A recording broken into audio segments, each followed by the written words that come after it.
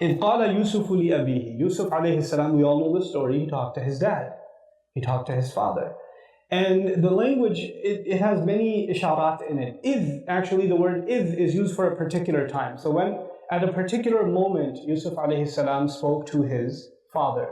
Now, when a child speaks to you, is actually seems to indicate that it was on the child's schedule. When the father speaks to the child, then it's on the father's schedule. The father decided what time you should speak. The child decides in this case what time you should speak. Now, a father, which we're going to learn actually in the opposite case in Surah Luqman, the father speaks to the son. If qala Luqmanu libni, it's the other way around. When the father speaks, as opposed to the child speaks, there's a difference. A father can pick, what's the best time to talk to my child? When is he going to listen to me well? If I know that he's in the middle of something right now, or he's busy, or he's heading off to school, or he's upset right now, maybe it's not the best time to talk to him. Maybe I should be smarter about when I should pick a time. But a child, does a child discriminate? Is this not a good time to bring something up? You have children, you know. Our kids bring things up to us, whether we're on the phone, whether we're at work in a meeting, whether we're cooking something, your daughter will tug at your clothes and say, Mama, where's my toy? Where's my other shoe? Right? They don't say, well, maybe this is not a good time. Mom's holding 2 phones in her hands right now, and a baby, and there's smoke coming out of the stove, but maybe this is not a good time to ask about my pink ribbon. But they don't discriminate. They just say it. And then you say, could you hold on? I'm going a little crazy right now. Because we do that. Because we say, why don't you have the sense to know what is a good time to talk to me and when is not a good time to talk to me? The first point I'm trying to make is parents can discriminate when is a good time and when is not a good time. We're smart. We're adults. Children don't discriminate. Children, whenever a feeling comes in their heart, whenever a thought comes to them, they say it. They don't figure, I don't know, I think this is not a good time. They don't do that. There's only 2 things a child will end up doing. Either they'll speak to you whenever, or they'll stop speaking to you.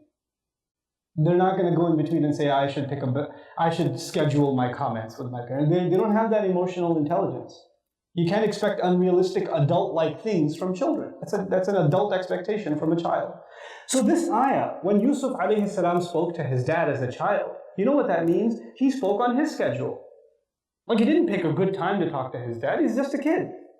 So he spoke whenever. And the father, did he just say, this is not a good time right now, come back later? I'm in the middle of something, I'm reading Torah right now. They didn't read Quran back then. Hadn't been revealed yet. I'm reading Torah right now. I'll talk to you later. Let me finish Salat. Let me finish my sunnah, then I'll talk to you. Oh, hold on, I'm cooking right now, I'm working right now. No, actually he sat there and listened. He sat there and listened. What does this tell us? It tells us that in a society, especially in a society where there are all these different elements and forces that are taking people away from Islam, one of the things that we have to go out of our way to do is to be good listeners to our children whenever they need us. Which means as parents, when I just think about إِذْ قَالَ يُوسُفُ لِأَبِيهِ for myself as a parent, you know what I decide? I decide that when I go home, my cell phone is not going to be as available as it typically is. My calls will end in the car on the driveway. And the text messaging and the responses will all die down once I enter the house. Because my kids are going to be tugging at me and asking me and telling me things that matter or don't matter, that doesn't even matter. But the fact that they feel like whenever they tell me something, I'm there to listen, is important to them. I have 6 kids. One of them is going to come with me with an art project. The other one made a box. The other one, just bent a straw and thought that was the most amazing thing they've ever done. Or they're going to come with random things. I'm not going to say, bring me something more impressive than that next time. Or don't waste my time. No, I need to make them feel like I'm there to listen to them.